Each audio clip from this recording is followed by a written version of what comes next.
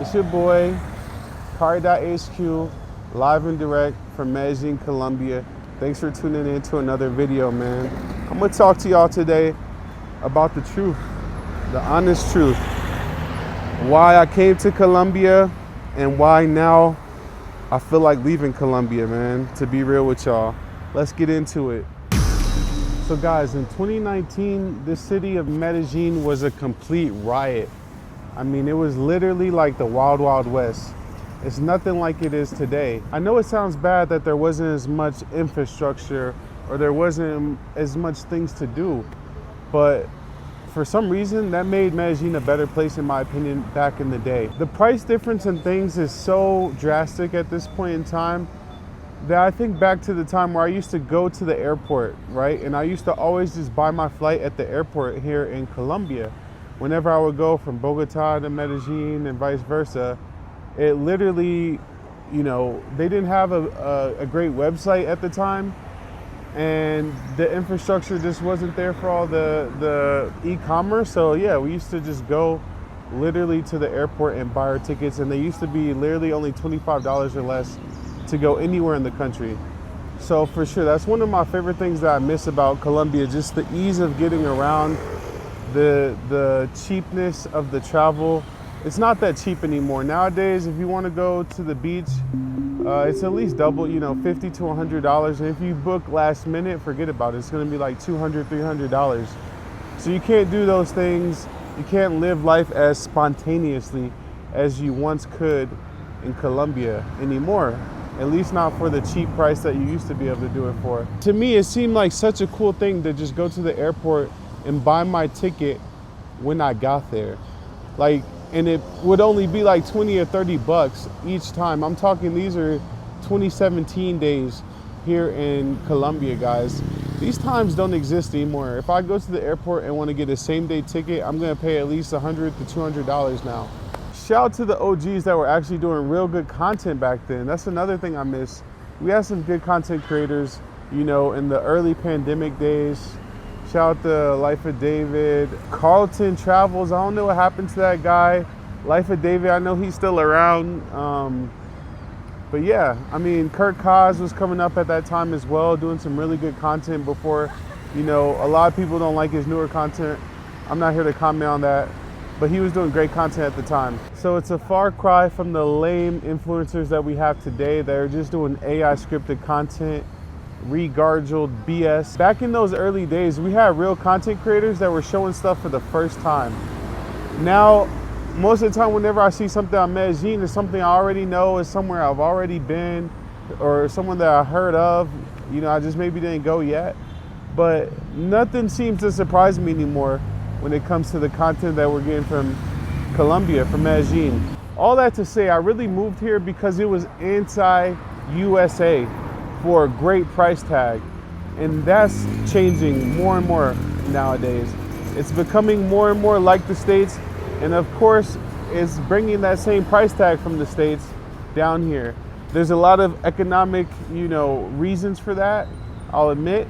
But I just wanted to say that I really miss the days where things used to be so simple in Colombia, man. Super simple. No more, man. It's complicated. You have to plan. That was freedom as I knew it, but I guess freedom just has a new price tag, and yesterday's price is not today's price. To all the guys out there, they're gonna say, oh man, Kari, you're losing your mind. I would love to be in your position right now. It's just because when you come here, you're in vacation mode and you party. Partying gets old after a while for anybody, man. You think you'd be happy here? Maybe for a week, guys. But I'm telling you, the partying gets old. And now to party is much more expensive than what it used to be. So do you think that you would be happier here than I am? There's a possibility of that, you know? Let's find out. You can actually rent out my spot and find out. Because I think I just need to travel and get out of here for a minute. So I'm gonna open up my spot for rental. It's nothing that I've done before, but hey, for someone that's daring and wants to try it out, you could have this view every morning as you wake up. Okay. So yeah, let me just address why, you know. I think for me, you know, most people are gonna say, oh, with all there is to do there, and you know, I would hit Jairus every night, I would do this every night. Come do it, man. Come do it. If you think that that's what you want to do every day, then I welcome you to come try it. But for me, I think I'm tired of the partying, to a certain extent, of partying with the same type of environment. Like, I still like the party, but it's really cool when I go somewhere else and party, because I get to see how other people do it, you know what I mean? But always doing the same thing here doesn't excite me as much. I don't know if everyone can relate or understand that, but you know, that's just how I feel about it. And then, you know, there's like this clean slate theory that I believe in, whereas though you go somewhere completely new, it's just refreshing, you know? When I was in a new country just a couple months ago, I don't know what it was, but it just flipped the switch for me. Maybe I'm someone that just needs to be on the road a lot to feel great, but I love a clean slate. I love being somewhere completely new where I don't have any, you know, habits. You know, I can write a completely new story, because like with Colombia, guys, I do have good and bad habits here, but also I have a lot of good and bad memories here. So, you know, when you've had several relationships with people in this, you know, vicinity, you're always reminded of those relationships, or just the bad memories, you know. A lot of them, car wrecks or whatever. I go down one place where I had a car wreck, I think about the car wreck. Or, you know, it's just really cool sometimes being in a completely new place where there is just a new story to be written. And so I feel like I've just been craving that on a whole new level, guys. And as a result of all this, I've been feeling like less motivated. I feel like it's harder for me to get up and work out and do the things I need to do. And so when that happens, I like to switch it up, guys. That's what usually stops me back into action, right? Just switching up your routine, changing something, you know what I mean? So I might just need to get out of this environment that is designed for leisure. I think that might be a part of the problem too. Like being in a place that is so comfortable, so designed for leisure and playing and having fun and doing whatever you want. You know, sometimes that could be bad when you have so much of it for so long. So guys, help me out find the right person that can rent out my apartment and help me be able to travel the world a little bit. Like I said, I want to do 1,500 on this spot, negotiable, you know, so just hit me up via the email that I'm providing, or hit me up on Instagram and we can work something out. But it is what it is. Let me know if you're an expat, been living in Medellin for some time and feel the same way, you know, or can you relate? Is there something in this story that you can relate to maybe? I would love to hear from you guys in the comments. It's your boy Kari.HQ. So I want to talk about this idea of the catch-up here in Colombia. Whereas though the economy here has risen to a level whereas though people are able to do more things. So salaries have risen, and the amount of ways for people to make money here has become much more plentiful. So there was a time where you just had to rely on an old school job. But now with the invention of OnlyFans and so many more other avenues to make money, even YouTube, people here in Colombia have been resourceful to figure out ways to earn more money. They also have remittances from people that they know in the United States and other countries that send money back.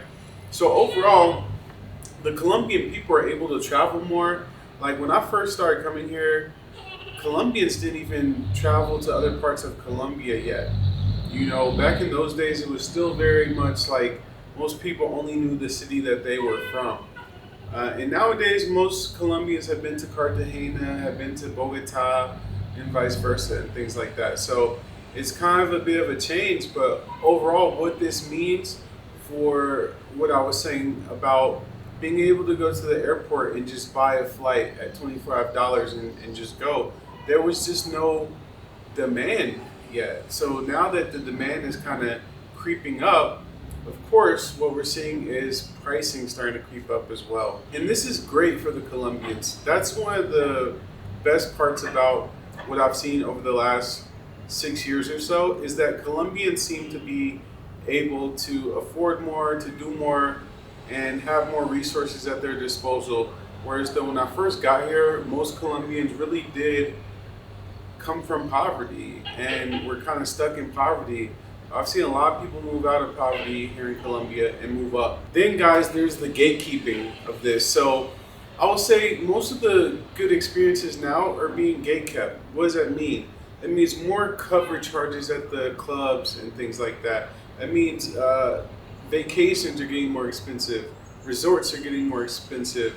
There was a resort I like to go to out in Doradao that used to be super cheap. They've since like tripled in price. It's a really nice hotel right by the river and everything. So things like that are more expensive. And you know, now we have more concerts and things like that come into Medellin. And of course, the pricing on these concerts is another level usually. All that to say is it's for the better. It's good to have these experiences available. But when some of the business owners come in and they see that, hey, people are willing to pay pretty close to American prices for things, let's go ahead and push the limits. Then it gets a little bit annoying, because that's what I've seen with a lot of experiences. Stuff that I used to do for super cheap, whether it's four-wheeling or just different stuff, man. You used to be able to do it for super cheap, and now the pricing on it is way higher. That includes the domestic travel. So there's more competition. The Colombians are traveling more and things like that. So there is a higher demand, guys. Again, a higher demand.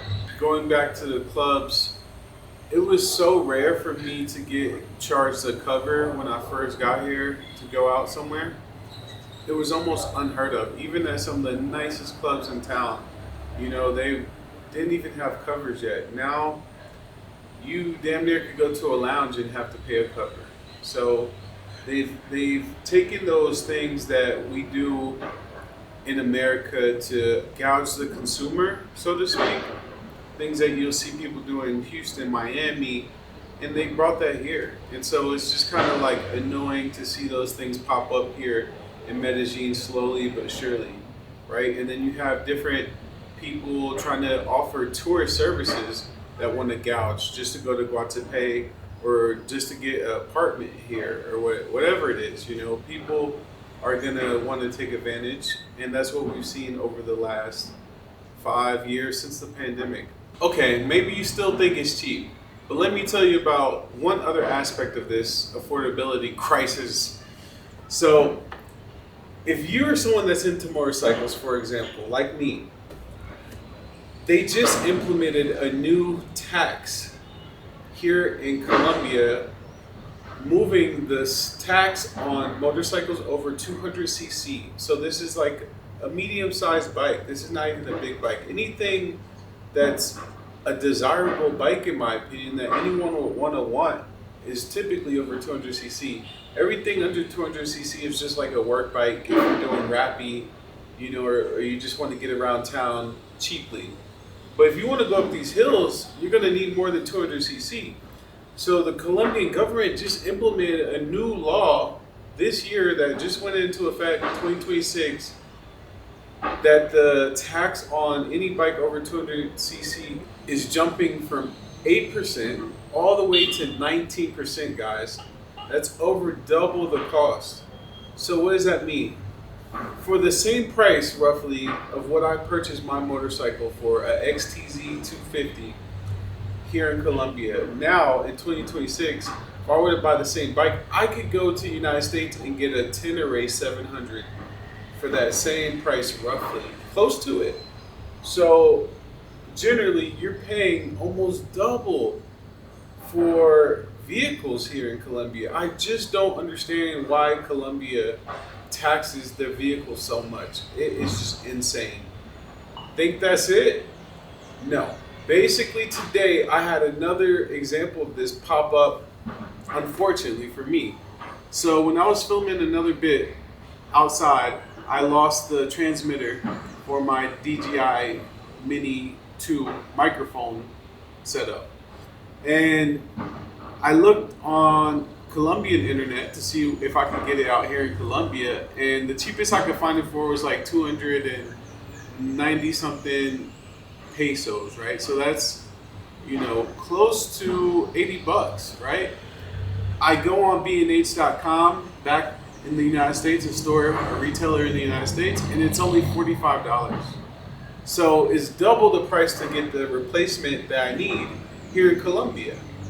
So guys, those are two hard examples right there in your face of things being way more expensive here. So I understand that yes, Colombia can be cheap in many ways, but once you start living here, you start having to buy different things that is not just tourist stuff, right? Not just an Airbnb, not just, oh, I bought a bottle and it was way cheaper in the club or whatever, or Uber, Eventually you're buying a monitor for your computer, okay? And that's gonna be more expensive. Eventually you wanna buy a car and it's nearly 30 to 40% more for the same vehicles here.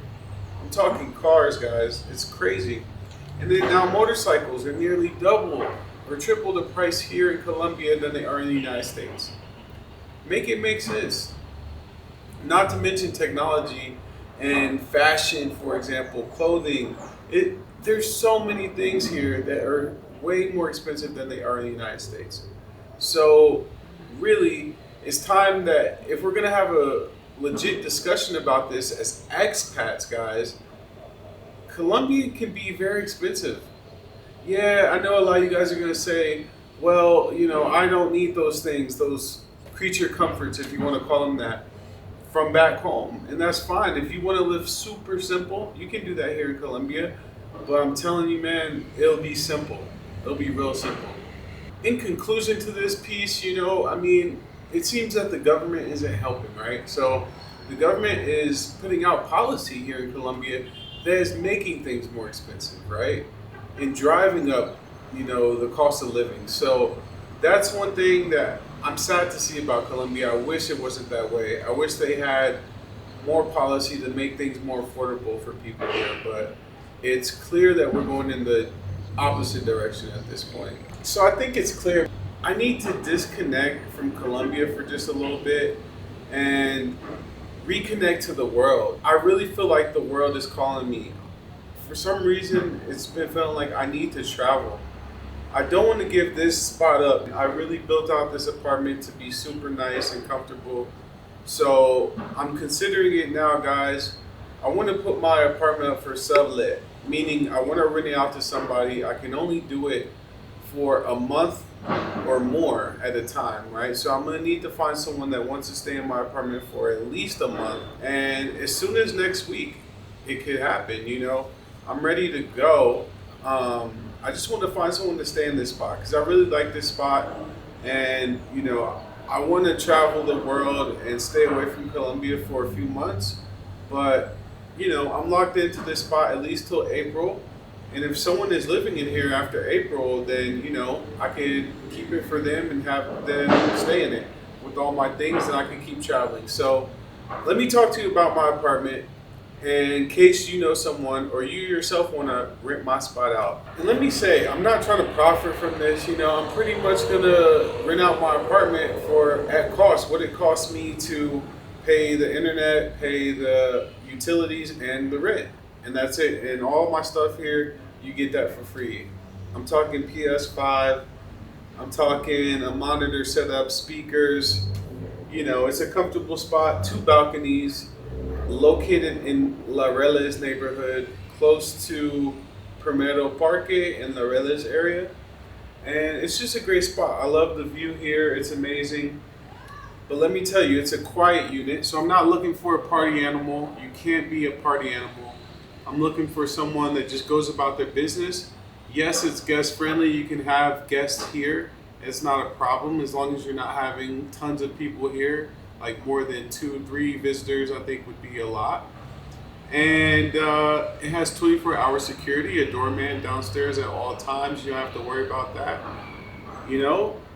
That's pretty much it. There's no pool here. It's like I said, it's just a simple building. There's only I think 20 apartments in this building, and it has a great view. You'll love the location of everything. It's very close to everything you would want here in La Reles. One of the best locations I've ever stayed in. So yeah, it's a 2-bedroom, and I turned my 3rd bedroom into an office. So my third bedroom is a great place to work out of, and then you got the 2 bedrooms, and then I got 2 full bathrooms here. I got a kitchen that's fully stocked with all the pots and pans, everything that you might need to cook. Obviously, I'll clean the refrigerator out so that, there's nothing in there. I'll leave water, whatever I have left over, you can have it, spices, whatever. But yeah, I'll clean it out so, it's all yours. Also, I will have a cleaning lady that comes once a week here to clean up the apartment. That will be included in the price. And yeah, just to let you know, right around what I'll be asking for this apartment, it's negotiable, but I'm asking for $1,500. Now, that's with the rent paid, that's with all the utilities paid, and that's with, what else? Internet, right? So you don't have to spend a dime on anything else. You're not paying any service fees, any processing fees, you'll do it straight with me. And contact me at Kari.hq on Instagram. Reach out to me there first. I'll be vetting people through there. I don't know, find a way to get in contact with me somehow. But yeah, that's what it is, guys. I did do an apartment tour video a few weeks back or a few months back. So I'll put that in the description so that you can get a close-up of everything that's in the apartment. You want to see, what's here. I think I've added some more plants and stuff. All you got to do is water the plants and pay the rent, and you're good to go. So starting the second week of February or the first week of February, if you're ready to move in, let me know. Hit me up, Kari.hq. Let's make something happen. I've never done this before, but I will have a lawyer make some paperwork to make everything official, and we'll just go from there. Actually, I'm gonna drop my email as well right here, so you can email me at this email if you want to get in touch about this apartment. Serious inquiries only, guys. There's a month minimum. I cannot do, weeks at a time. I have to do a month. This is my home. It's not a hostel. It's not a party house, guys. It does have 24-hour security. So with that, reach out to me if you're serious. It's your boy Kari.hq, man. I don't know what's next. You have to stay tuned to the channel and find out. Make sure you subscribe. Let's get it.